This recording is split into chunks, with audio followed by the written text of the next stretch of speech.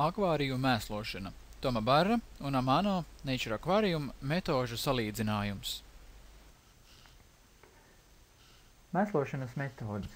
Apskatīsim divas galvenās mēslošanas metodes, par kurām ir atrodams visvairāk informācijas internetā.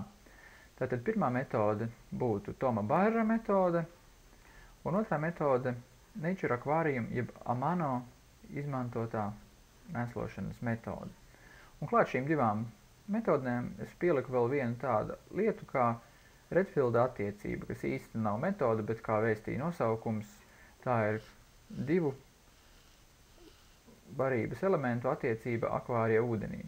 Tāpēc sāksim mēslošanas metožu apskatu ar Redfielda attiecību. Tātad Redfielda attiecība.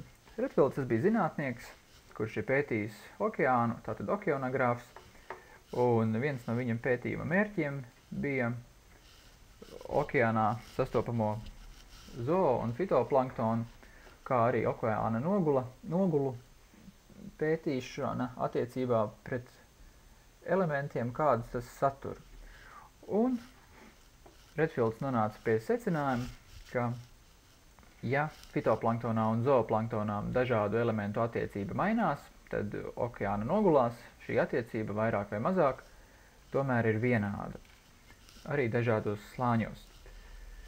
Un pētījuma rezultātā viņš ieguva, ka okeānā ogleklis pret slāpekli un pret fosforu attiecās attiecīgi kā ogleklis 106 daļas, slāpeklis 16 daļas, bet fosfors 1 daļa.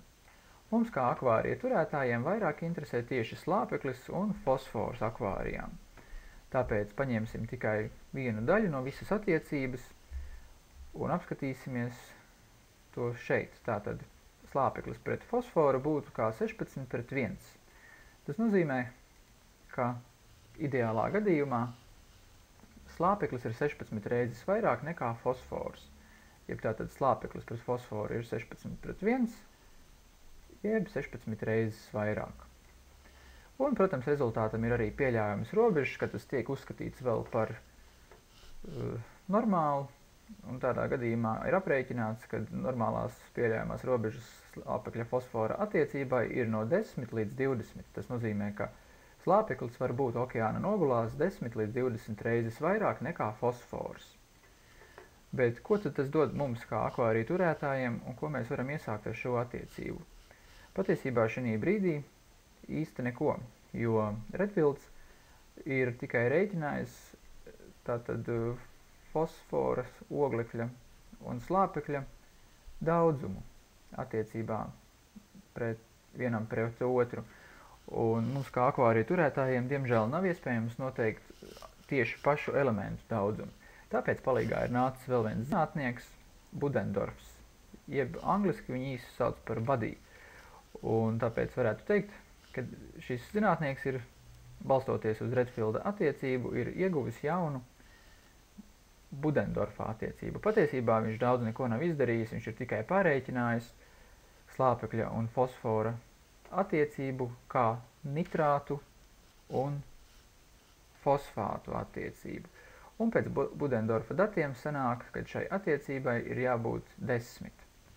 Tātad tas nozīmē, ka nitrātiem ir jābūt 10 reizes vairāk nekā fosfātiem. Un, protams, arī šai attiecībai ir pieļaujamā robeža. Tātad nitrāti pret fosfātiem tiek uzskatīti kā normāli, ja gadījumā to attiecība arī ir mainīta. Un tātad nitrāti pret fosfātiem būs arī normālā attiecībā, ja nitrāti būs 7 līdz 13 reizes vairāk nekā fosfāti akvārija ūdenī. Un, protams, pastāv arī vienkārši variants, kā pāriet no Budendorfa attiecības atpakaļ uz Redfielda attiecību.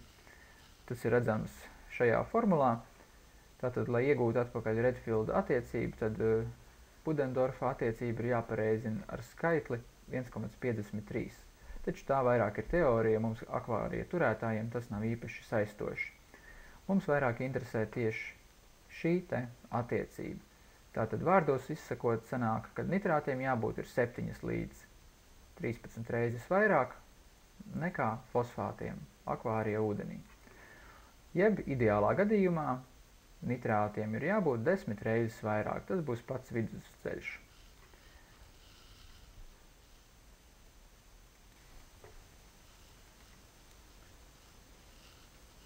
Tātad šajā kadrā jūs redzat tabulu, kurā ir doti jau sarēķināti gatavi nitrātu daudzumi.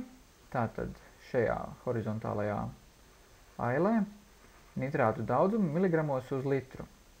Un vertikālā ailē sarēķināti fosfātu daudzumi arī tādā pašā attiecībā miligramos uz litru. Ko tas mums dod? Tas dod mums to, ka izmantojot šo tabulu, mēs varam nerēķināt Redfielda un Budendorfa attiecību skaitļos, jo tabulā dotie skaitļi, kas ir patiesībā Redfielda attiecības skaitlīši, ir iekrāsoti, un mums interesē tikai šīs te dzeltenbrūnās rūtiņas. Un patiesībā mums pat arī nav jāzina iepriekšējos kadros apskatītās pieļaujamās robežas, jo pieļaujamā ideālā robeža ir iekrāsots šajā dzeltenbrūnajā tonī. Un kā šo tabulu pareizi izmantot, īstenībā tas ir ļoti vienkārši. Jums ir jānomēra ar testiem nitrātu daudzums ūdenī. Parasti visi testi arī uzrāda nitrātu daudzumu miligramos uz litru. Tāpatās jānomēra fosfātu daudzums akvārija ūdenī arī miligramos uz litru. Un tālāk jāsaliek tabulā kopā. Nu, pieņemsim, es esmu nomērījis, ka man akvārijā nitrātu daudzums ir 20. Šeit tas ir redzams. Tātad mani interesēs šī te aila, šis stabiņš.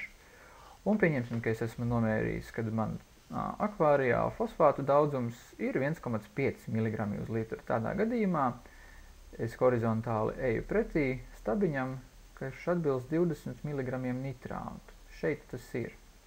Šeit tātad mani interesē šī te vērtība.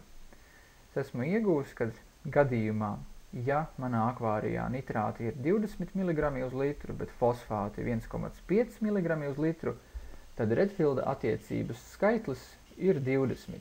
Un kā redzam pēc pašas tabulas, tad šī rūtiņa ir iekrāsota dzeltenbrūnā krāsā, un skatoties tabulas skaidrojumā, man ir tikai nelielas iespējas iedzīvoties aļģē.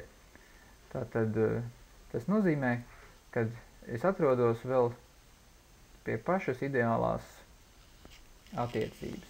Gadījumā, ja jūs nomērat un jūsu skaitļi sanāk, nu, pieņemsim kaut kur pavisam citā stūrī, teiksim šeit, tas nozīmē, ka jums ir iespēja iedzīvoties zaļaļģēs, kā vēstīja tabulas skaidrojums šeit.